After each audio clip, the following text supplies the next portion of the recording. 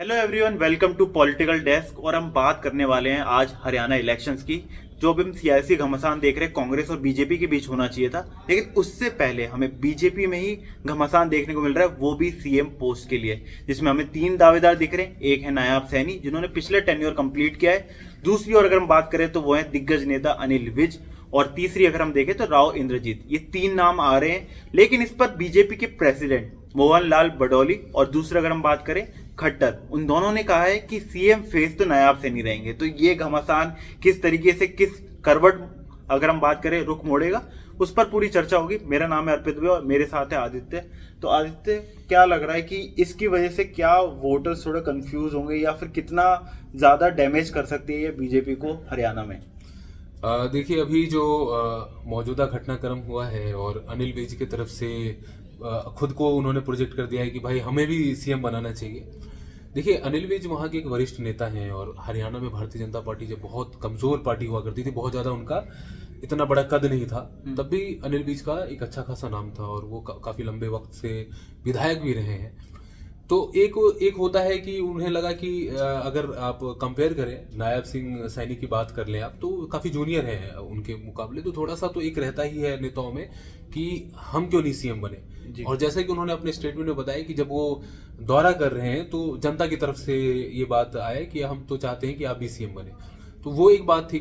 उसके बाद हमने देखा कि राव इंद्रजीत सिंह जो कि गुड़गांव से हैं, उनका ताल्लुक है, सांसद भी हैं और केंद्र में मंत्री भी रहे, तो उनकी तरफ से भी एक जो है ना अपने आप को दावेदारी अपने खुद को लेके उन्होंने की है कि इस बार उनको मौका मिलना चाहिए। तो ये कहीं ना कहीं जो चुनाव है बहुत ही नजदीक आ चुका है। राव इंद्रजीत की बात करें तो उनका डेमोग्राफिक अगर हम देखें तो काफी ज्यादा हरियाणा में इस बेल्ट का फायदा मिलता है। यादव बेल्ट जो हरियाणा, साउथ हरियाणा है, अहिरवाल का इलाका है, यादवों की अच्छी खासी आबादी है।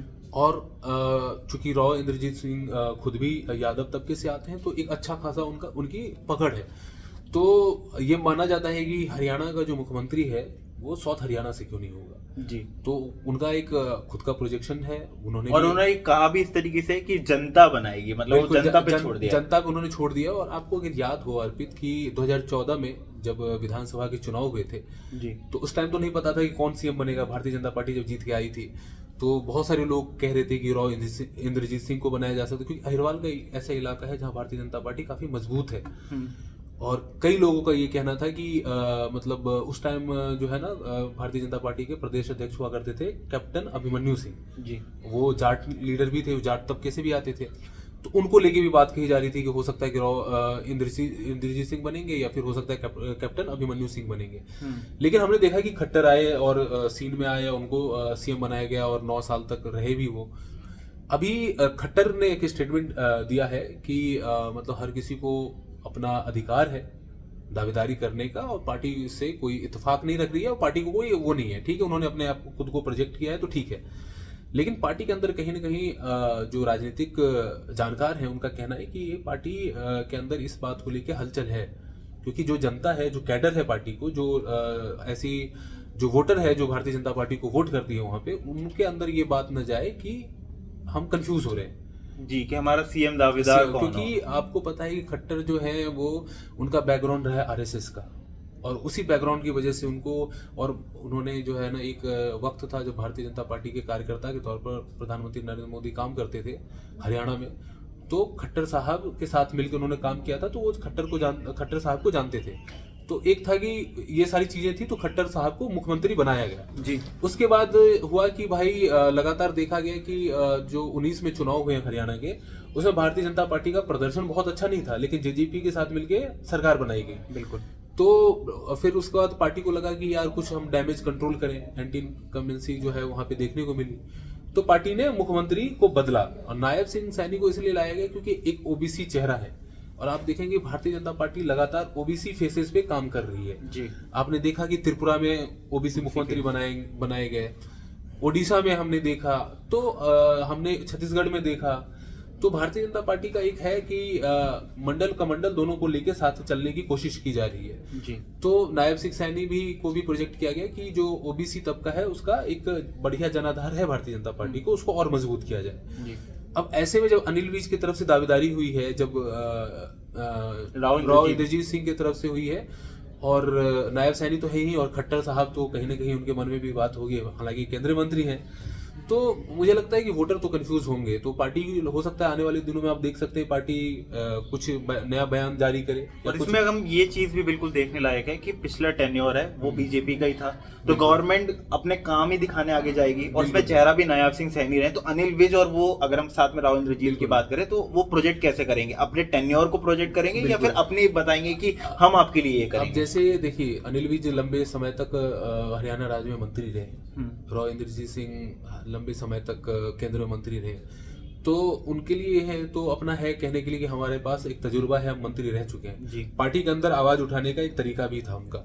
लेकिन विपक्ष के लिए एक हथियार मिल गया, हथियार ये मिल गया कि जनता को कांग्रेस पार्टी जाके या फिर इनेलो या फिर जेजेपी या मान लीजिए कि जितनी भी दूसरी पार्टियां हैं वो जाके कह सकती है कि भाई देखिए, इनमें तो खुद ही नहीं पता है कि इनका मुख्यमंत्री कौन होगा, इनमें तो खुद ही इनफाइटिंग चल रही है, तो आप अगर वोट देंगे तो आप किसको मुख्यमंत्री बनाने के लिए वोट देंगे? अनिल विज को मुख्यमंत्री बनाने के लिए वोट करेंगे, राव इंद्रजीत सिंह को मुख्यमंत्री बनाने के लिए वोट करेंगे, या नायब सिंह सैनी या खट्टर किन के लिए?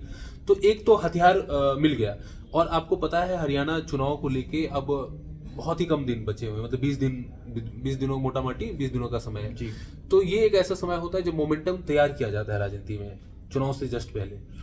तो मुझे लगता है कि भारतीय जनता पार्टी के लिए तो ये सब कुछ जो भी हुआ है और जितने नेताओं की तरफ से अपना कैंडिडेचर सामने रखा गया, अच्छा है नहीं। और हो सकता है कि आने वाले 2-3 दिनों में कुछ और नेता सामने आए, वो भी अपने आप को बताएं कि हमें मुख्यमंत्री बनाना चाहिए जी। और इसका असर ये भी देखने को मिल सकता है, जो हमें महाराष्ट्र का हम एक एग्जांपल देख सकते हैं, पॉलिटिकल क्राइसिस जो वहां पर हुआ था कि एकनाथ शिंदे के गुट, उसी सेम गुट में से उद्धव ठाकरे अलग हो गए और एकनाथ शिंदे के गुट ने सरकार बना ली कोलिशन में बीजेपी के साथ। तो वैसा कुछ हमें यहाँ भी देखने को मिल सकता है कि जो हमने, अगर हम बात करें नायब सिंह सैनी की सरकार में भी था कि कुछ उनको इंडिपेंडेंट लीडर्स लेने पड़े जो जीते थे। तो ऐसा भी हो सकता है इस बार भी कि गुट ऐसा बन जाए कि कुछ आप इंडिपेंडेंट ले ले, फिर आप कुछ और दूसरी पार्टी से मिलके फिर सरकार बना लो, और बीजेपी के ही 2 पार्ट वेज हमें देखने को मिल जाए। बिल्कुल बिल्कुल। तो ये तो है।